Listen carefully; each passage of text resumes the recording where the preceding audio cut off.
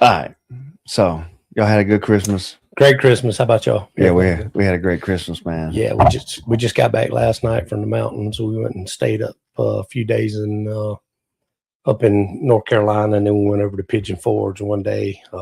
Just kind of hung out with the kids. It was really good. It Good. was Yeah, I good. seen some photos. Oh yeah, yeah. It I was took good.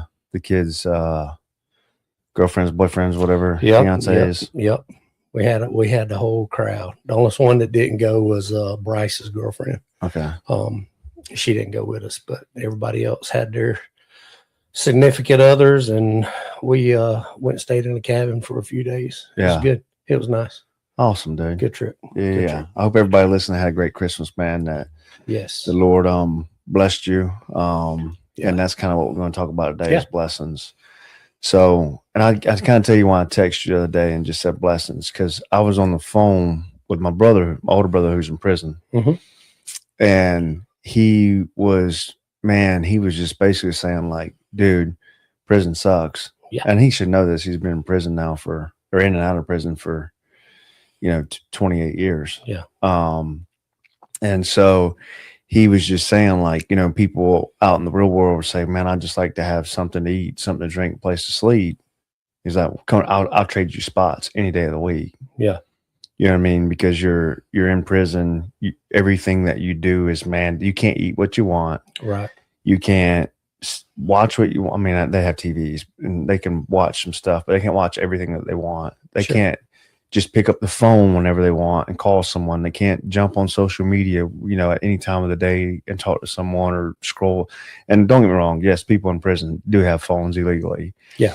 And they do have social media accounts illegally, and they do get on there, but they also get caught with them. Yeah. And they get taken away, and they get put in the hole for having them, and they get, the commissary shut down. All this other stuff happens, right? And so he was just going in about like trading places with anybody who thinks that, you know what I mean, like getting up and going to work is hard and complaining about having a job, that the Lord blessed you with the job to get up and provide for your family. Right. And he was saying people complain about it. Yeah. And I get where he's coming from because a lot of people do. A lot of people are like, man, I got to go to work. I don't really want to go to work. I can't stand my job. I've been there. I get it. Yeah. But just those blessings that we take for granted, in hindsight, you could be in prison. Yeah. Yeah. And I think it's a real perspective thing. You've got to, talking about getting up, going to a job, getting up and, having to do something you may not necessarily want to do. It's a perspective, the way you look at things. I know for a long time, when I was shoeing horses before I lost my eyesight in my left eye, I loved shoeing horses. I got to go, I got to travel, I got to be around people, and I never once really. Now I had clients that, had unruly horses and different things like that I may have not have really wanted to go do, but, but for the most part, I never really complained about having to get up and go to work. And then when I went to, when I lost my eyesight and all of that transpired, and it was so immediate. It was like on a Friday, my eye started bothering me after I coached a football game that Friday night, and went home, took my contacts out of my eyes. And by Monday, I was in kind of dire need. And by Tuesday, I was an eye specialist. And then that Friday, or actually that Thursday of that week, was the last time I ever shoot horses. That's how immediate it was. It was bam, Thursday afternoon, I get finished with my last client. I never shoot another horse again. That's how quick it was. And that's a complete life change. For me, it was like, this is something that I have done for, 20 something years. And, God had other plans, but, when, if you look at you have to put in perspective, what are you trying to accomplish? What are you getting up every day in the spirit of, I want to glorify God. I want to glorify God in what I'm doing. And I think when you change, and this perspective really changed a lot for me when I started working at Bruton Parker, because I became more God centered there. And I get up every day. And try to go through the day and glorify God in everything that I do. And if you do that, you're not going to not want to go to work. You're not going to not want to try to be a blessing to other people. You're not going to want to try to do anything outside of what God's got for your life. And I think that we as Americans living in America, we've got it so easy compared to other places. Yeah. I mean, it's just, so the other day I was going duck hunting with a buddy, and he's been having some issues with his truck. I mean, it's been in and out of the shop. For a fact, mine's been in and out of the shop. And I bought mine new, but it's just had a bunch of issues. Right. And so one day we were coming home and we were leaving the WMA hunting, and it just shut off on me. And I got pretty mad about it. And then I did some stuff after that, like played about wrecking it or whatever. But then anyway, I was just having to remind him, like, dude, think about it. Like, we're blessed to have a vehicle. When it's in the shop, we get a loaner. The Lord's blessed me to have another Jeep, or I have a Jeep. So, I just charge the battery up and ride it if the truck's, not working or whatever. But instead of focusing on the negative part about being the truck being in the shop, focus on the positive. Like, at least you have a truck that needs to be in the shop, and, that's getting fixed or whatever. And I was actually talking to John this morning, and he had to take his boat to the shop this morning to get a new water pump, and a piece got broke on it. And so, I was just trying to remind John, like, hey, it's going to get fixed, bro. We're going hunting, it's all good. And, let's focus on the positive. He's like, I get what you're saying, Joe. I understand. And he said, what the issue is we focus more on the inconvenience. Yes. And so he's absolutely right. And I mean, just him calling me before we jumped on here was just, it was a God thing. I think It's not a coincidence. So it's just that instead of focusing on the blessings that we have, we focus on the inconvenience that those blessings sometimes cost us. And I mean, that's just part of life. Vehicles don't run forever. Boat motors don't run forever. No, you're always going to love your job. So, I mean, I'll try to tell my kids, like, find something you're passionate about, and then go do that for a living. That way you're never going to get, I mean, there might be times you're like, oh man, this person or this horse or this animal or whatever is a real inconvenience. Yeah. But you're still going to love what you do. And that in and of itself is like, God's given you this desire for something. That's the best place that you can be used for God. Yeah. And I think if I think the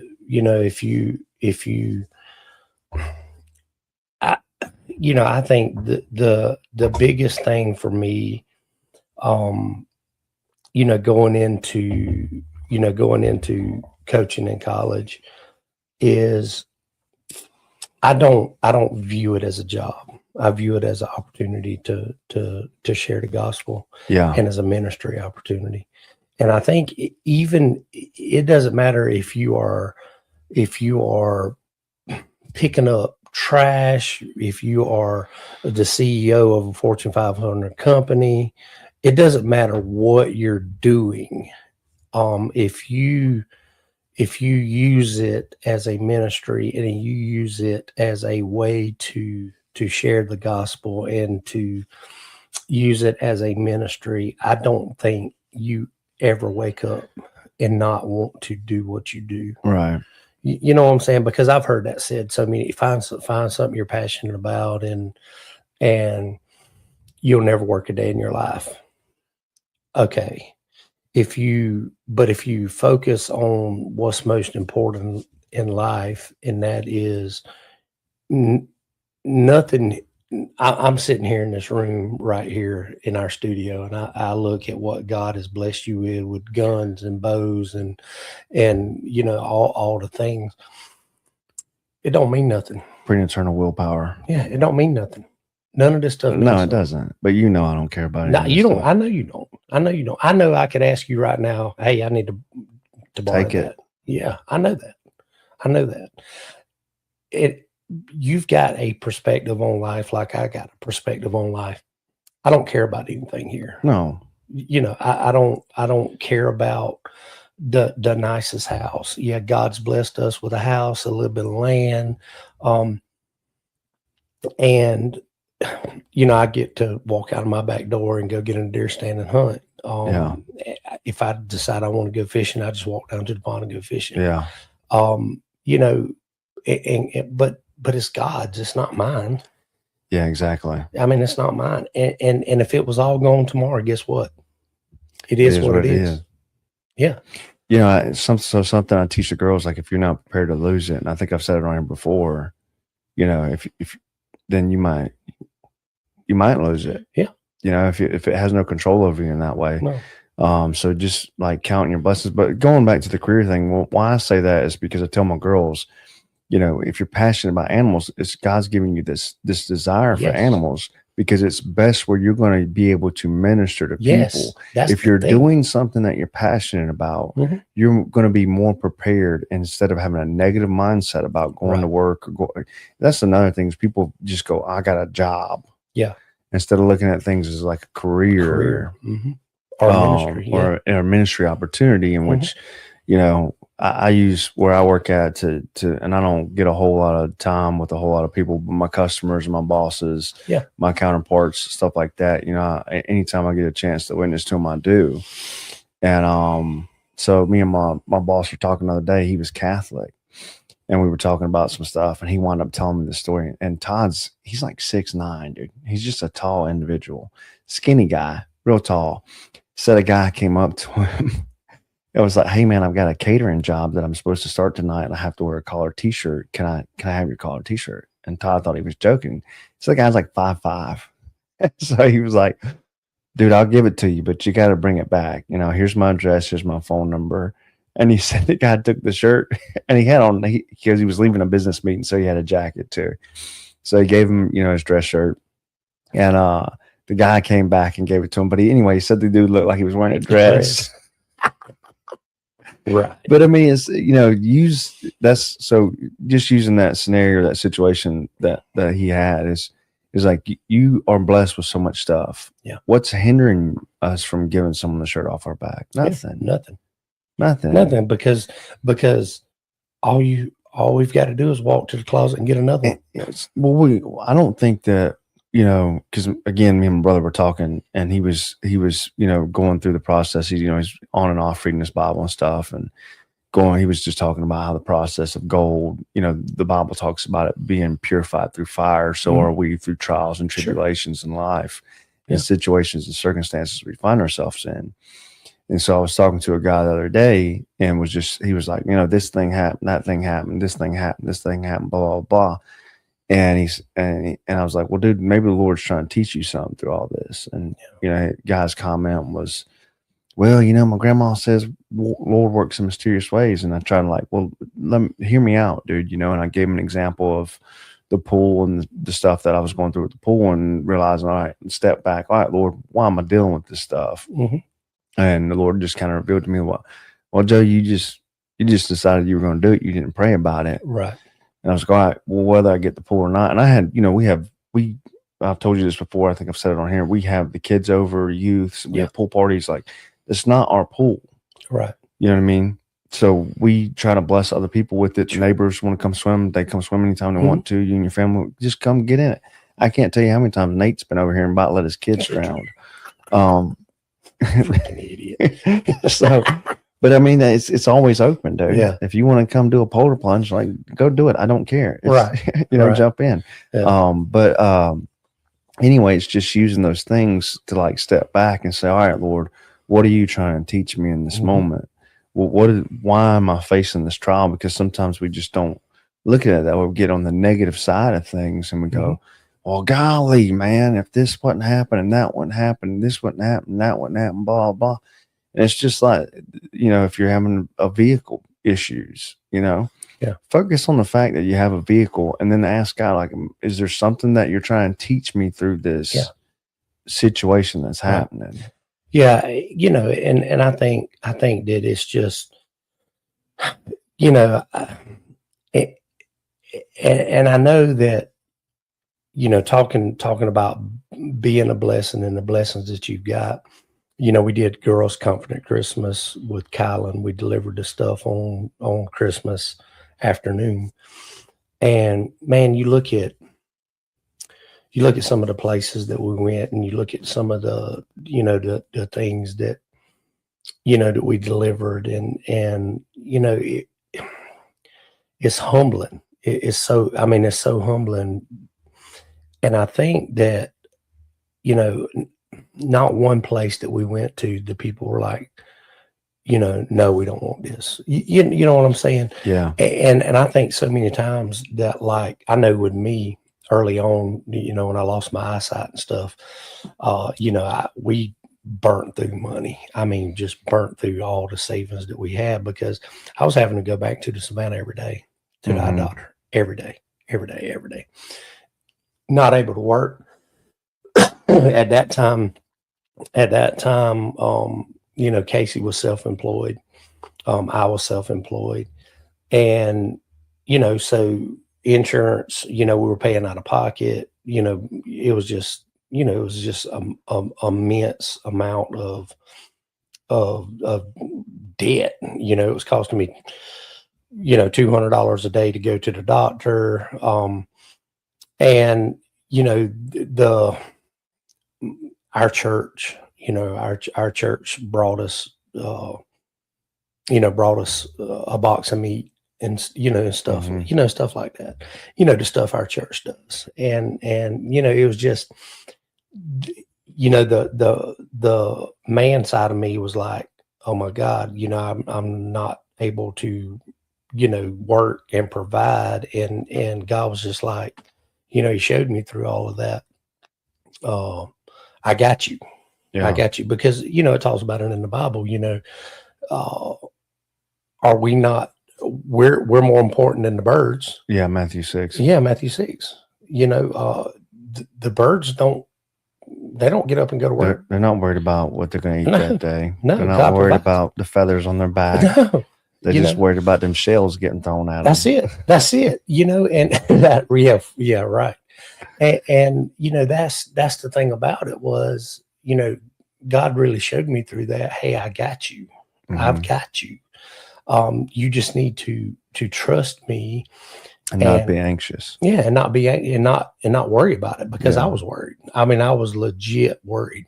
How are we going to pay for all the things, all the things that we've got, and it's like God just continually just showered blessings. And, so I end up right before Christmas, going to work for Jimmy. And, that was a blessing. That was a blessing to me. I got to go to work. Casey started working at Bruton Parker, and then everything just kind of, went from there. Where you guys are now would never have happened. No. If you went and lost your eyesight. Oh, 100%. You know what I'd be doing right now? I'd be shoeing horses. Yeah. And I'd be coaching football. Yeah. At Wheeler County or wherever, Yeah. You wouldn't be involved in church like you are now. No. You wouldn't have gone through a D group. No. We wouldn't be sitting here doing this podcast together. Nothing. No. So just one inconvenience that happened. Look at all the blessings that happened because of that. 100%. 100%. So you could still be running around crying about your eyesight. Yeah. Yeah. Yeah. And now, but you're not. No. And now I'm making probably $25,000 a year less than what I've ever made in my life. And I tithe and give 10 times more than I've ever given in my life. Yeah. And I don't miss anything. No. Nothing.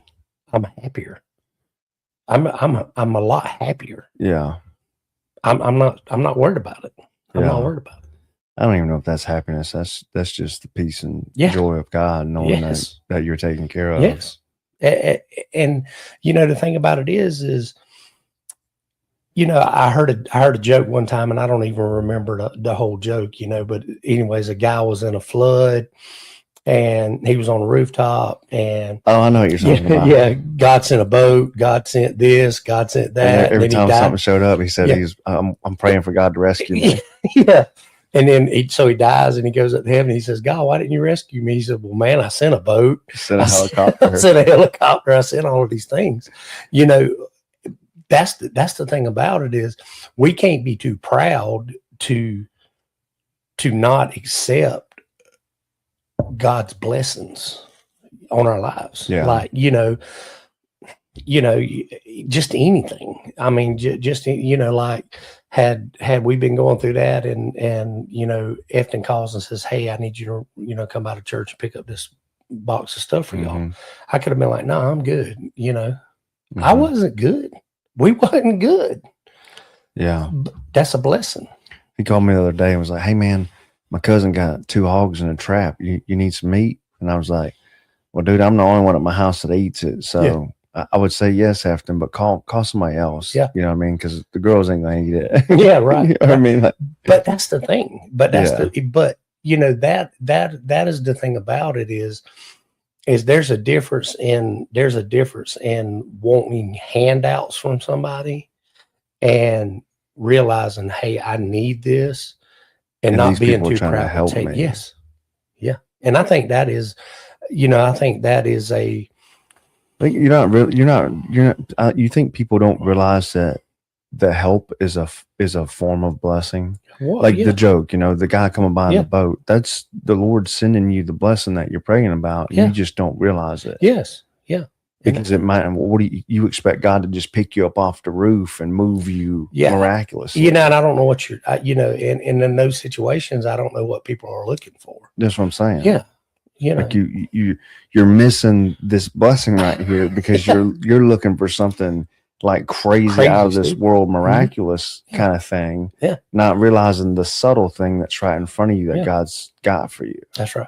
That's right. You know, because not everything is just this huge miracle. You know, I was thinking about that song, Miracles, can't even count them all. Yeah. Well, just replace the word miracles with blessing. Yeah. Like I got so many blessings, I can't count them all, bro. No. You know, I got a great marriage, you know, to a wonderful woman, 2 wonderful kids most of the time, 60% of the time, every time. Of the time, you know, we've just got so much stuff that Lord's blessed us with, man. A great church family, a great church home, you know, brothers in Christ who I do, man, that's the only people I hang out with. Yeah. Yeah. You know, I really don't hang out with pretty much anybody that doesn't go to church with us. Yeah. And that's not saying I'm not going to hang out with you if you don't go to church with me. No. It's just saying like the relationships that I've built with other dudes that I hang out with have come through church. Yeah. The guys that I used to hang out when I was younger, they're not in church, man. They're not trying to be godly dudes. And you know, the only one I really hang out with that don't go to church with us is Teddy. He goes to church somewhere else. And we're not getting in that day. Yeah. But he's been a friend for a long time. Sure. And you know, me and him, when we first went fishing together, and I told him something then that I tell a lot my guys in D group when we first start D group. I say, start surrounding yourself with men who are on the same journey that you're on. And I told Teddy that, you know, 9 or 10 years ago, maybe longer than that. And I tell everybody that, even women, like surround yourself with women who are on the same journey as you. Yeah. And I realized that just through church, but also you go back and I think about what my grandma used to tell me when I was younger, show me who you hang out with, I'll show you who you are. Yeah. So if I want to be a godly man, then I should want to hang out with godly dudes. Yeah. And if I'm not hanging out with godly dudes, then do I really want to be a godly man? Yeah. Or if you're not hanging out with godly women, do you really want to be a godly woman? Right. Because if you do, you will surround yourself with those type of people. Yeah. People that are going to build you up and edify you and call you out and hold you accountable. Yeah. You know what I mean? And for men, yes, some of the stuff's gonna be stupid sometimes, and you're gonna be like, come on, bro.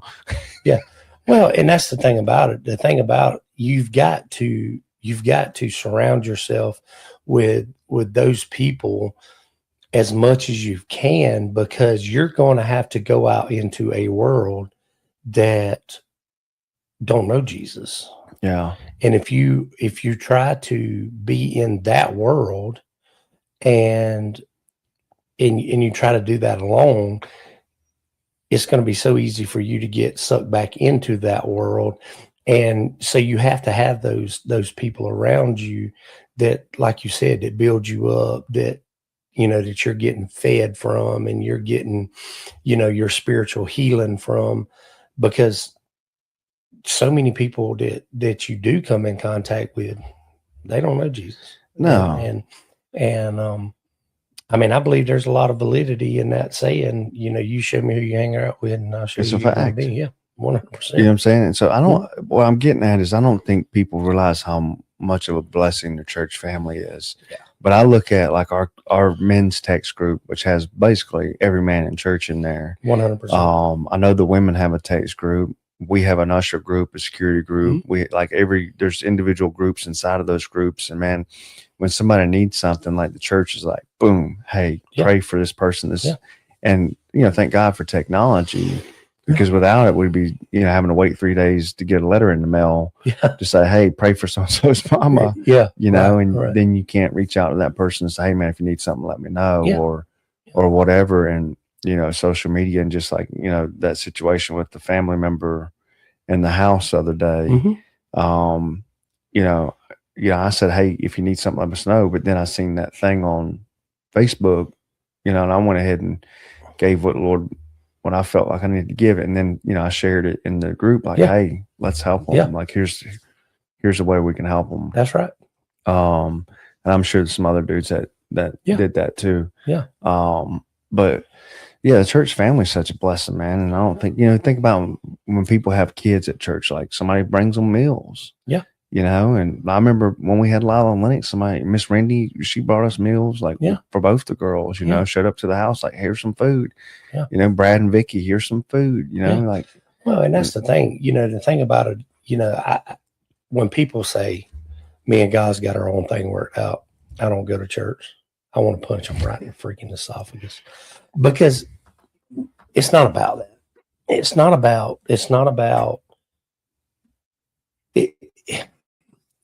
It is so vital to people to let the church bless them.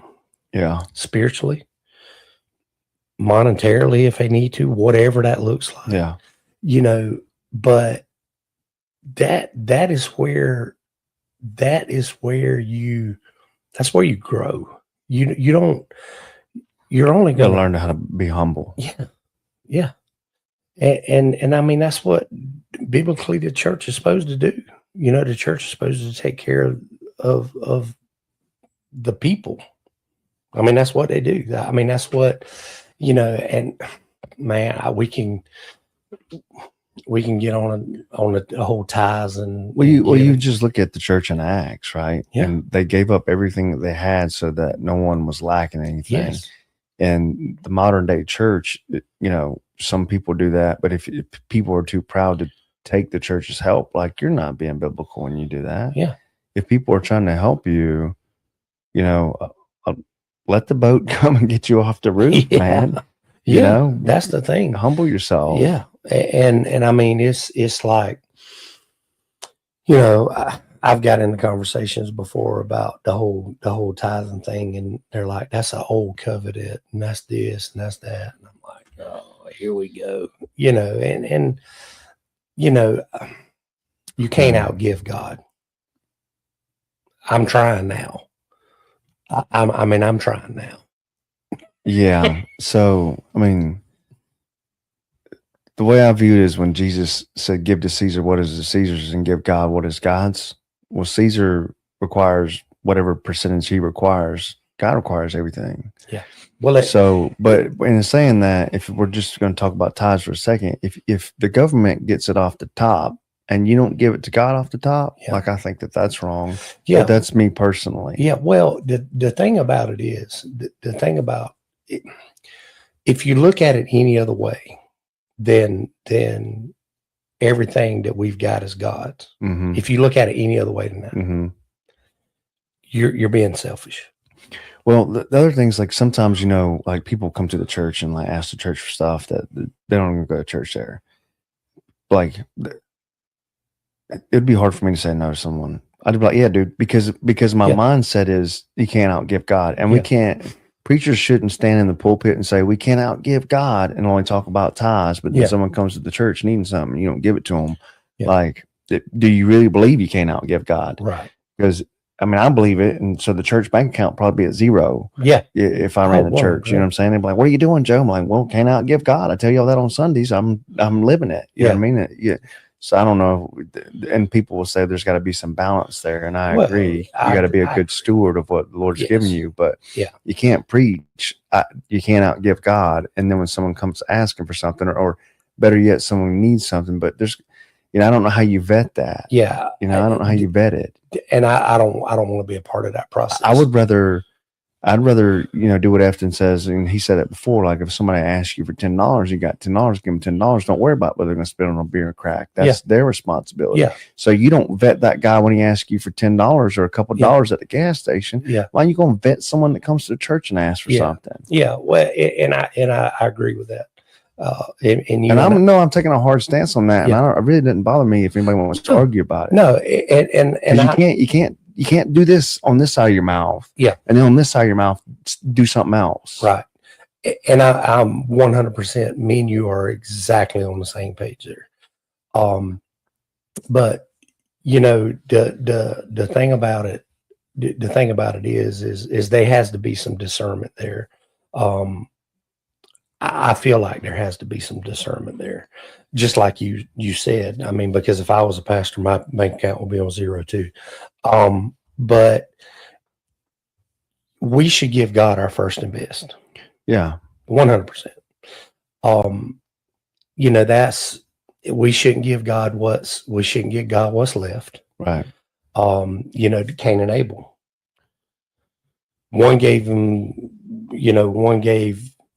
the first lamb that was born to him, and the other one gave what's left of after he took out what he needed, as far as, one was, what was it? Cain was a farmer, so he was growing stuff, and then Abel was a herder, shepherd. God requires our first and best. And I think, I've kind of come to realize that if I'm not given as much as what, let's just take probably the most expensive payment you got, you're probably your house payment, right? Mm-hmm. I know it is for me. Okay, so it's my house payment. If I'm not giving more to my house payment, what's that look like? It looks like I'm putting my house above God, right? You never thought about it like that. I know. It's kind of yeah. I mean, you get what but you get what I'm saying. Yeah. And I'm not saying, Joe, you need to be tithing at the minimum your house payment. I'm not saying that. I'm good. Yeah, that's what I'm saying. Me too. Let me rephrase that. I'm getting there. Yeah. I'm getting there. I'm not quite there, but God, I feel like God's leading me there. Yeah. And so I'm getting closer. Yeah. Because I'm kind of like, I've never really jumped into this whole tithing thing until, the past, 10 months or so. Yeah, we were talking about it in D group one night. Yeah. So I hadn't really got into this thing, but I can tell you this, where it started, which was 10% of my salary. Mm-hmm. It's more than that now. Good, man. Because I'm gonna try. I'm gonna try God. I'm gonna try him. I'm gonna just see. That's the only thing the Bible says, test God. Yeah, and that's what it says. It says test me. Yeah, test me. And so far, I can tell you this, I'm probably fixing to raise it again just to see. Yeah. I just want to see. I want to see because everybody lives on a certain amount of everybody spends a certain percentage of their salary.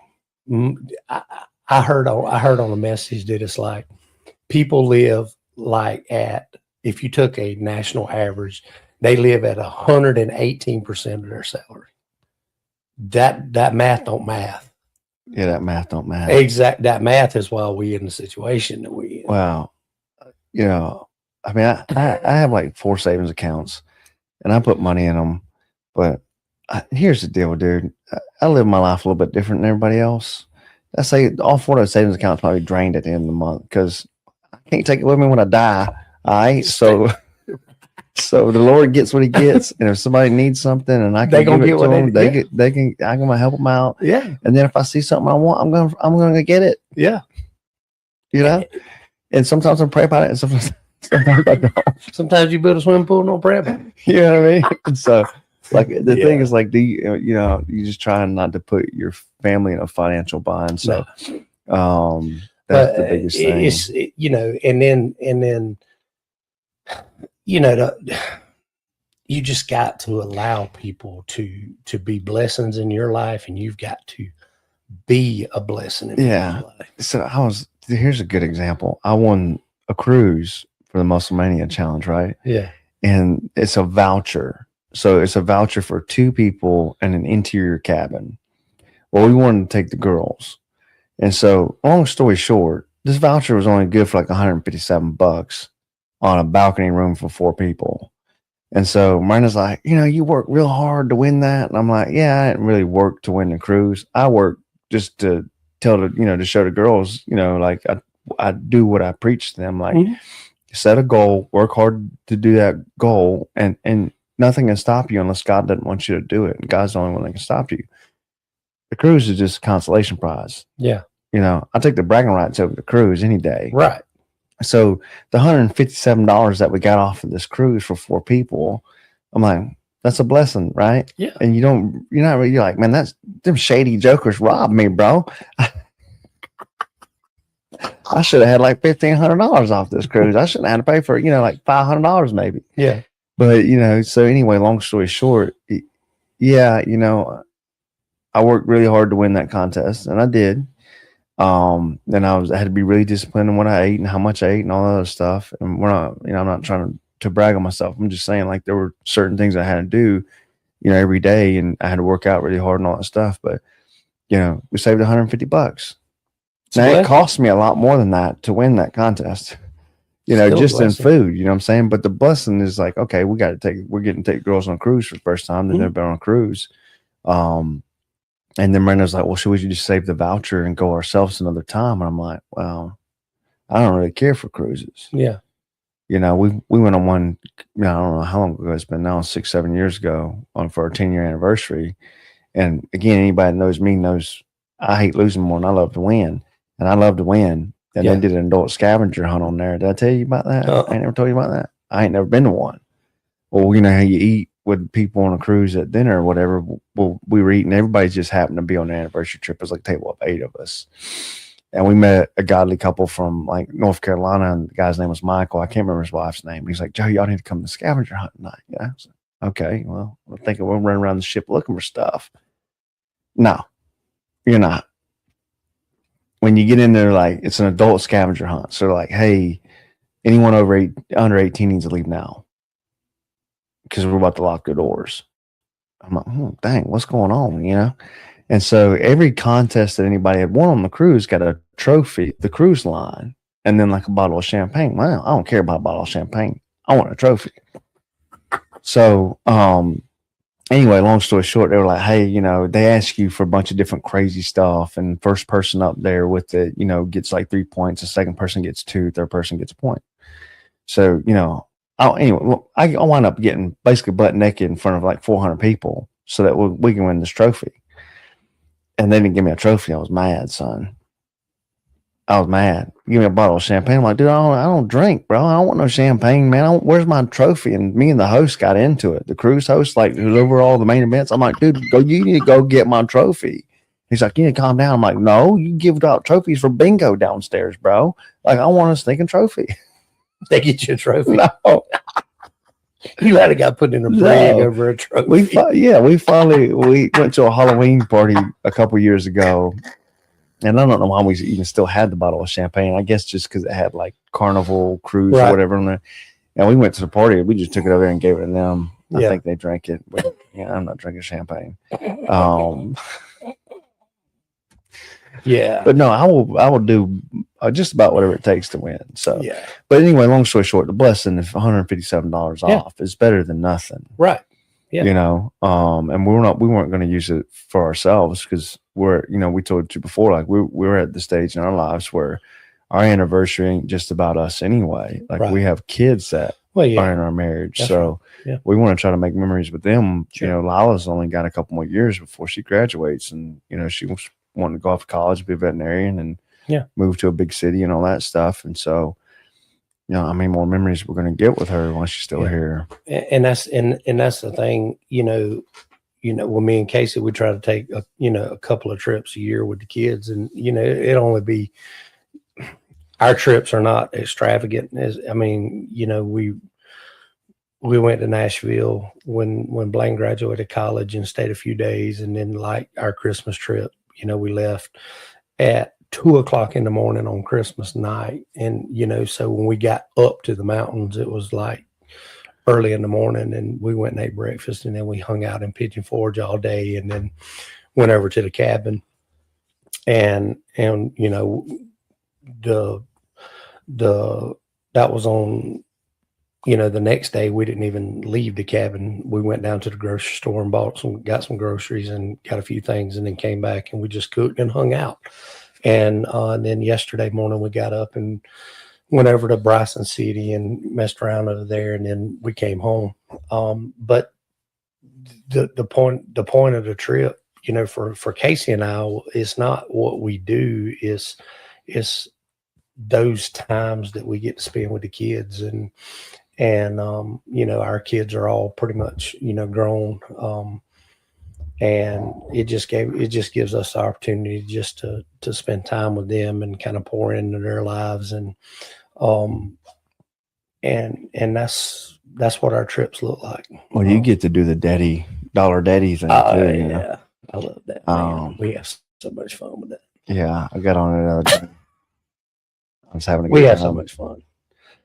I mean, you know, I want to be a blessing to my kids in that way, you know, be able to show them how to have a good time, and not, you know, and just be a blessing to where me and Casey can in their lives, you know.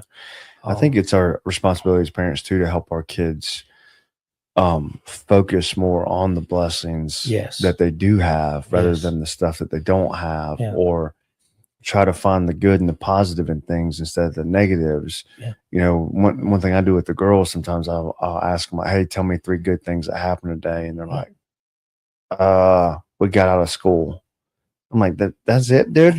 Like, trying to get them to understand, like, if you focus on the positive stuff, you're going to be more positive, and you're going to see the best things in life rather than the worst things, and you're going to see the blessings that God's given you.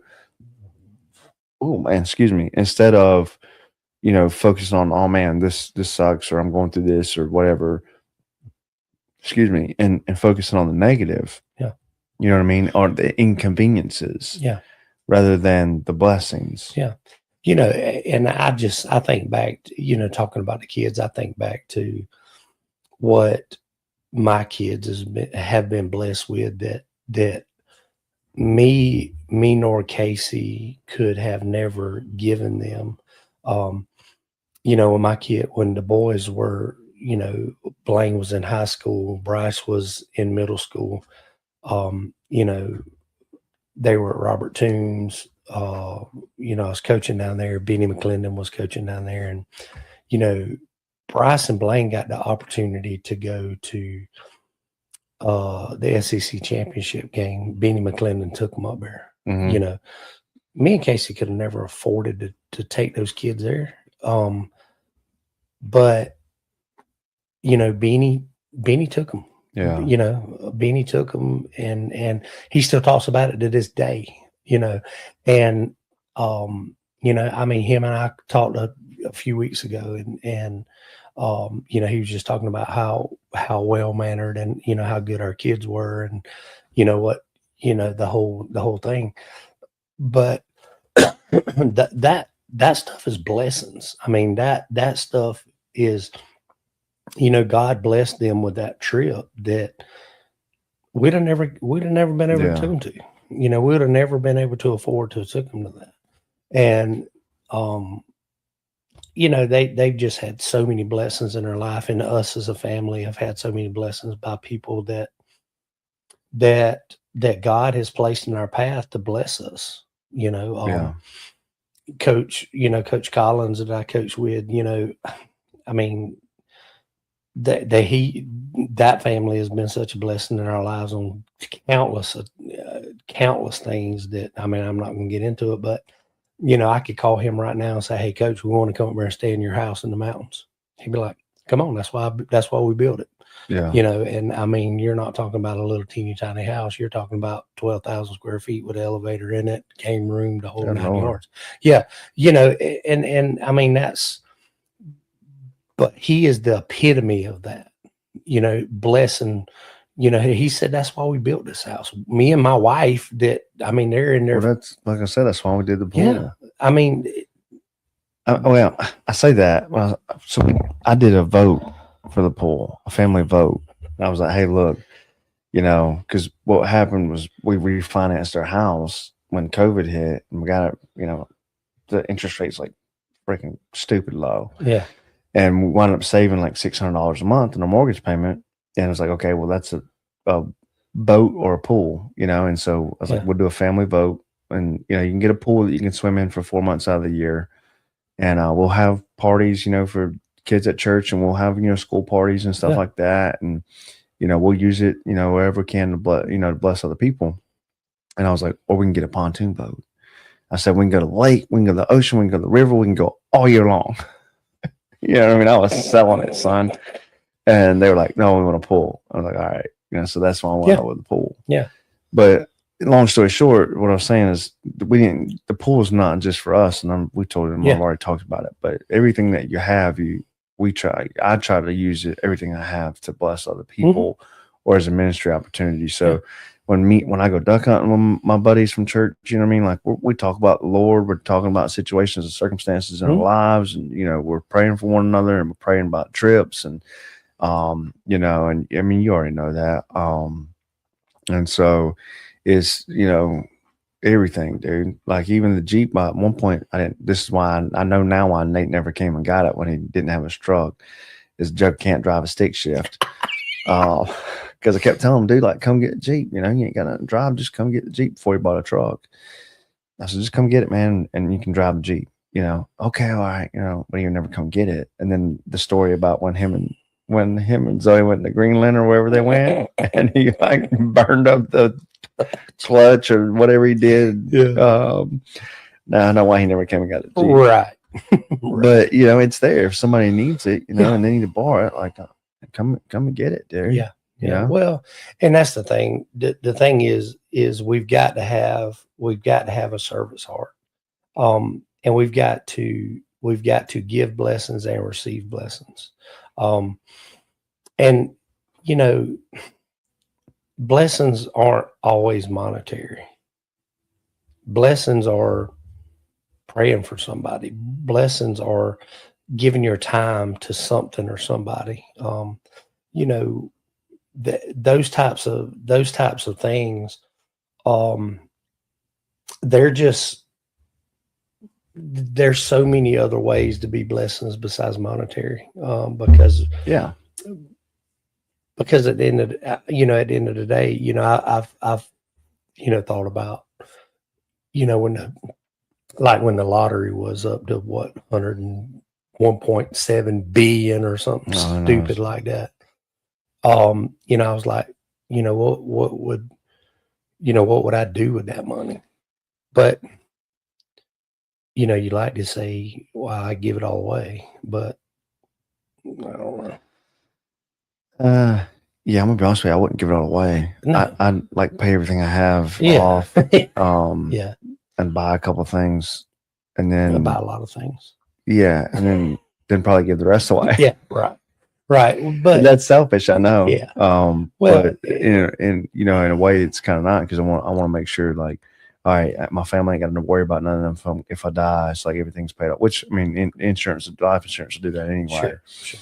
But yeah, I'd want to help out my family members and my friends. And then once that's done and everybody's taken care of, yeah, I'm gonna buy some stuff, bro. Yeah. Yeah. Well, and you know, I'm not gonna buy a bigger house, not like that, because No, this. I mean, yeah, I don't care nothing about that. all that stuff's I would buy some land and build a smaller house. Yeah. Yeah. You know what I'm That's saying? what Like, me and Casey's been talking about. So our house now is old. And I really want to build a house down next to our pond. But I'm like, I don't know. I've been praying about it, well, but yeah. but it's I'll gonna tell you be this: small. don't just decide you're gonna do it. I've been praying about this, and I've been kind of thinking on it. I want to build it myself. Yeah. Holler at your boy, son. You'll help me. Yeah, I help you. I knew you would. I help you. Yeah. But I mean, I've been praying about it. Listen, I have mottos that I live by in life, and one of them is that if they can teach a monkey how to do sign language, there's nothing I can't do. Nothing. Yeah. 100%. But no, but if you just decide to do it, if you want some help or whatever, just let me know, because I've done a little bit of it all. Heck yeah. But I'm gonna say this. I know we're getting to the point where it's closing time. Yeah. So I think one of the biggest ways to be a blessing and to realize a blessing is just to be there for other people. That's probably the there's key. no strings attached to that. There's no way to miscommunicate that or misunderstand that or misinterpret it. Just be there when people need you. Yeah. You know, to help them in any way you can. Sometimes that's just listening. Sometimes it's advice.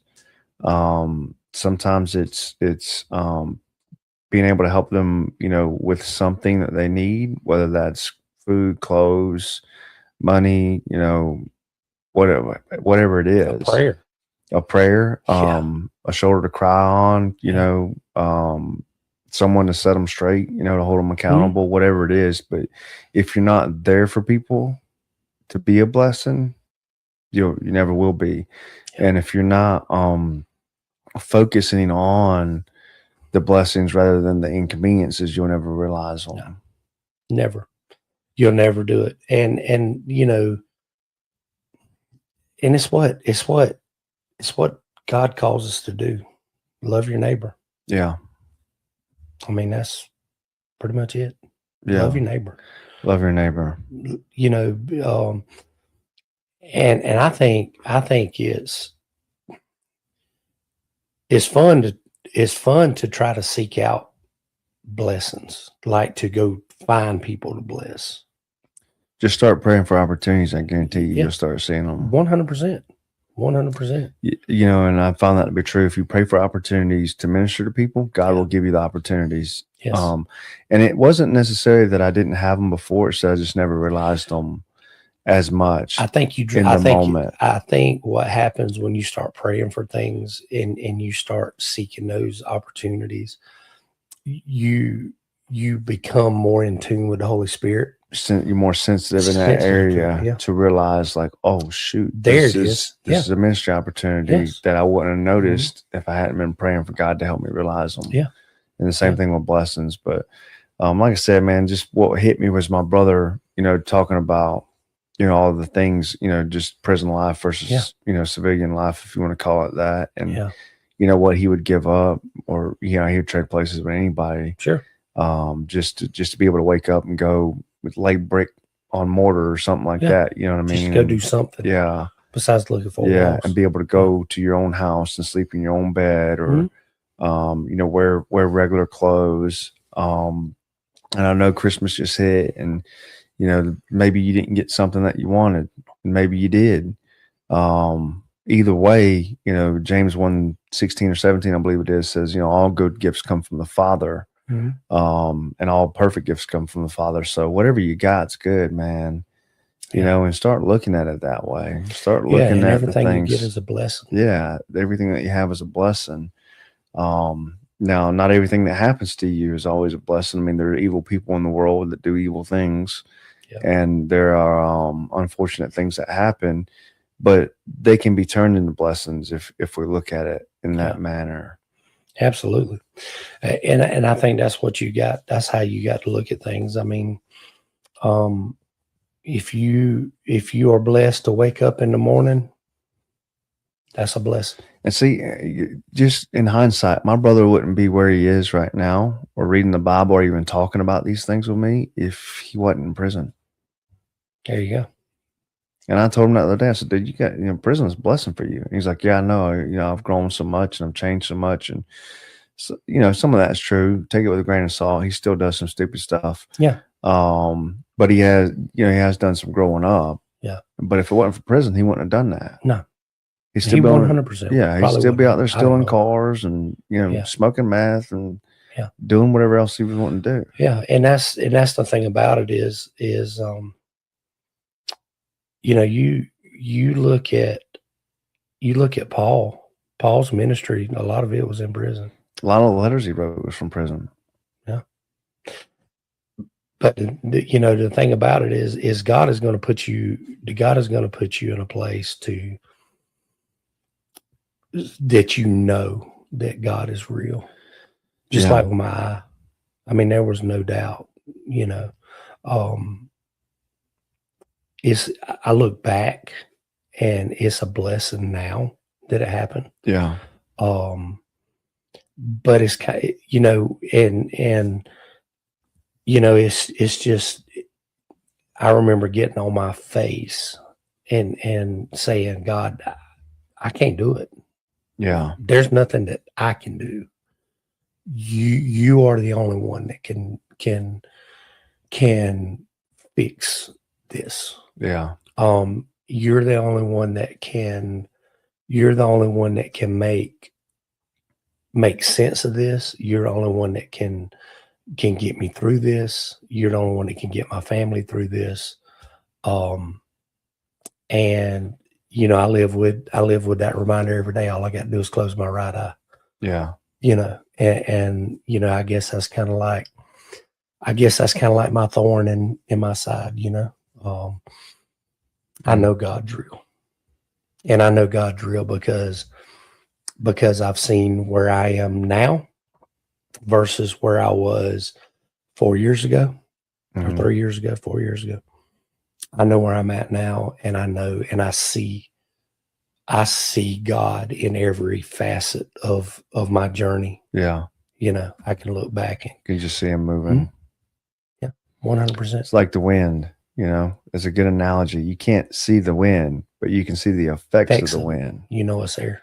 So it's there. Yeah. And that's how God's there. Yeah. And sometimes you don't always see God, but you can see the effect of God moving in other people's lives, in your life, in situations and circumstances that you have going on in your life.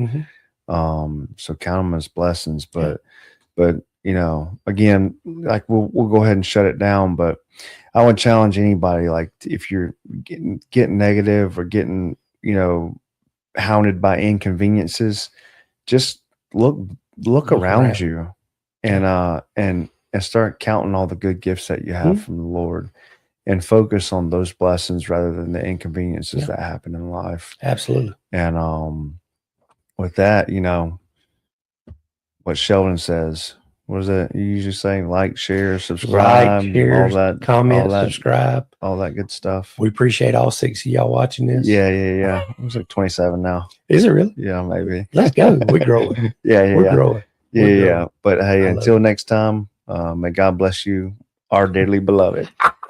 See ya.